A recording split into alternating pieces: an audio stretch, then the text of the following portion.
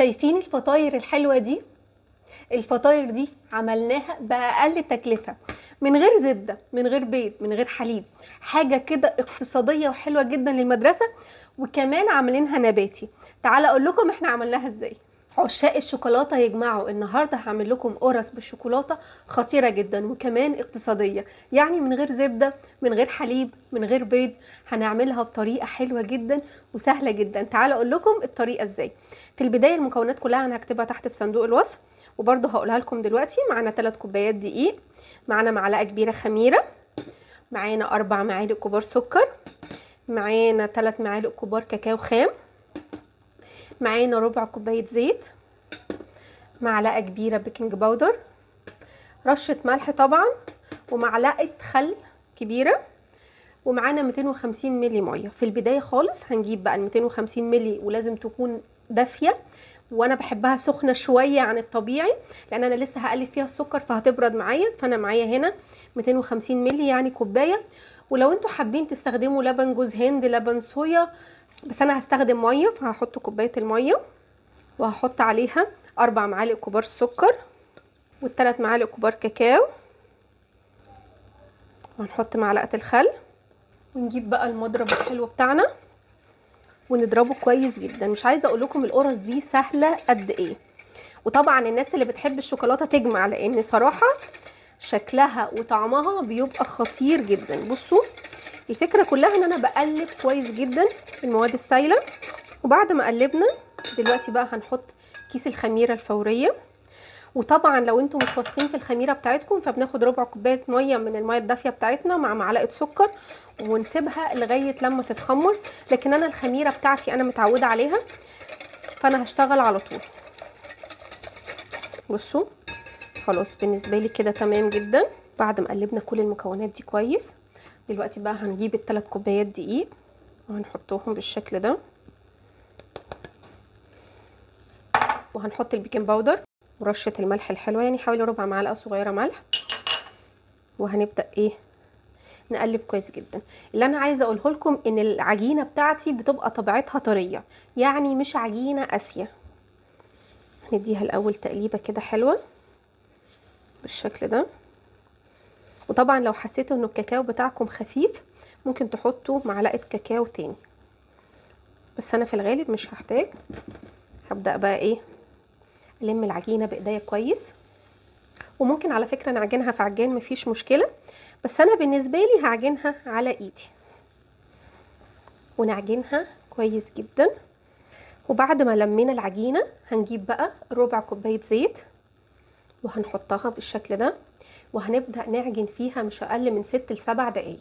وطبعا كل ما بتستخدموا كاكاو خام غامق كل ما بتديكم درجه الكاكاو الغامق او الشوكولاته الكاتمه، فبراحتكم خالص. ممكن تزودوا كاكاو تاني. الكاكاو اللي عندي مش غامق قوي.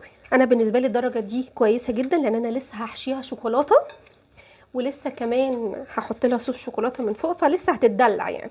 هنحط بقى العجينه بتاعتنا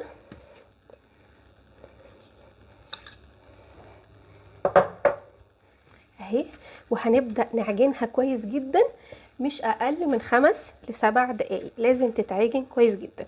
وهي عجينه بطبيعتها بتبقى طريه، مش بتبقى ناشفه. هي لسه هتتلم معايا، بس هي محتاجه عجن شويه. هعجنها وارجع لكم تاني. شايفين معايا العجينه شكلها حلو ازاي؟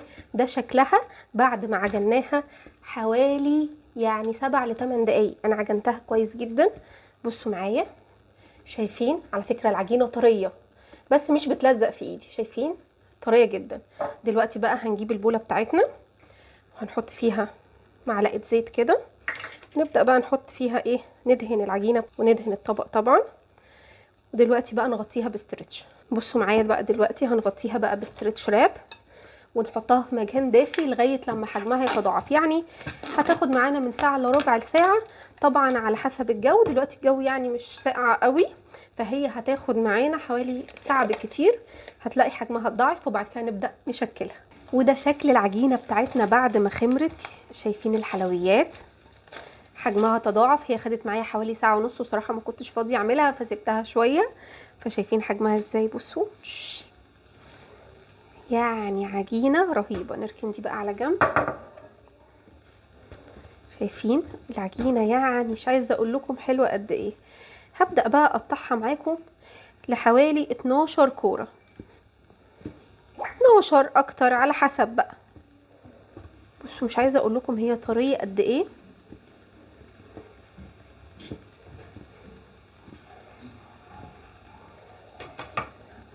ونبدا بقى ايه، ناخدها كوره كده ونزود بقى ايه،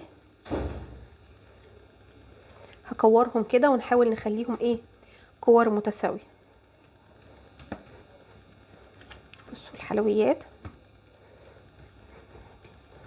بصوا سهله جدا اهو.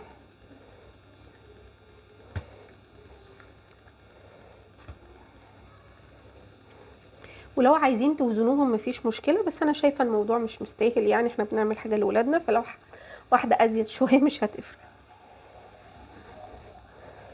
بصوا اهي.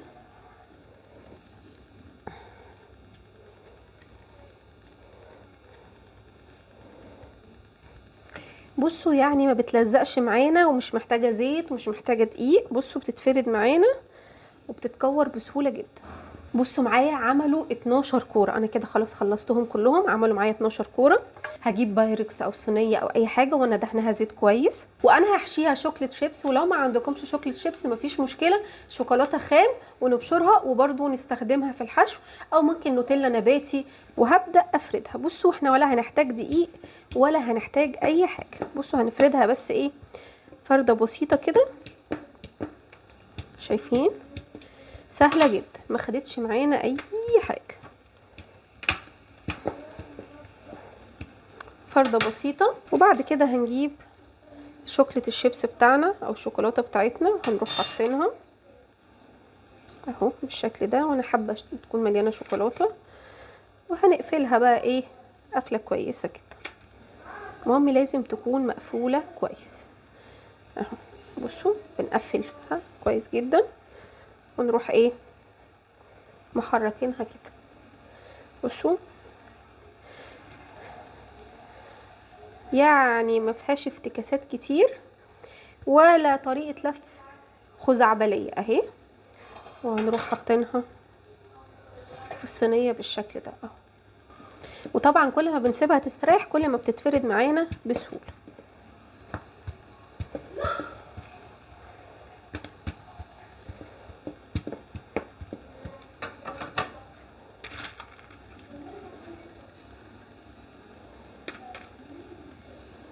اهو بمنتهى البساطه حطينا الشوكولاته وهنقفلها بالشكل ده زي صورة الدنانير زي ما بيقولوا زمان. وانا بحاول اقفلها من تحت كويس علشان انا مش عايزة تتفتح مني اهو. نديها تكويرة كده ايه بسيطة. بصوا شكلها حلو ازاي. ونحطها في الصينية. هعمل كده لغاية لما احشيهم كلهم وارجع لكم تاني. وانا عشان خاطر وشهم ما ينشفش هغطيهم بستريتش راب او بفوطه على حسب المتاح عندكم. هنغطيها دلوقتي بستريتش راب ونسيبها نص ساعه في مكان دافي. وده شكل الفطاير بتاعتنا بعد ما خمرت. بصوا حجمها تضاعف معانا، هي خدت معايا حوالي نص ساعه. وطبعا كل ما الوقت بيبقى برد بتاخد وقت اطول، فانتوا اصبروا لغايه لما توصل معاكم لحجم كويس. وبعد كده هجيب زيت وهبدا ادهنها من فوق كده دهنه خفيفه.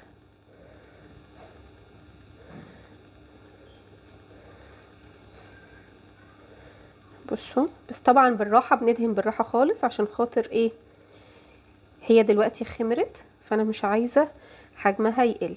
وبعد كده هنروح ندخلها الفرن على درجه حراره 180 لمده 20-25 دقيقه. وبعد كده ارجع لكم تاني بعد ما تكون خلاص استوت.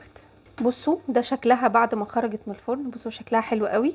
لازم بعد ما تخرج من الفرن، يعني لو معايا بخاخه فيها ميه للاكل بستخدمها، بس انا دورت على البخاخه بتاعتي ما لقيتهاش، فاحنا ايه بكوبايه كده ونروح ايه رشين رشه ميه خفيفه. دي بتفرق جدا في طراوه الفطاير بتاعتنا. دي خطوه مهمه في اي فطاير لازم نعملها، لا اما بخاخ لا اما بايدينا كده وننطر ايه ميه كده خفيفه. بصوا اهو يعني ايه، حتى لو احنا هنلمسهم هي سخنه جدا، فايه دي بتفرق جدا في طراوه المعجنات اهو. بس فانا بالنسبه لي كده تمام جدا. هغطيها واسيبها تستريح كده وتبرد لمدة 10 دقايق وارجع لكم تاني.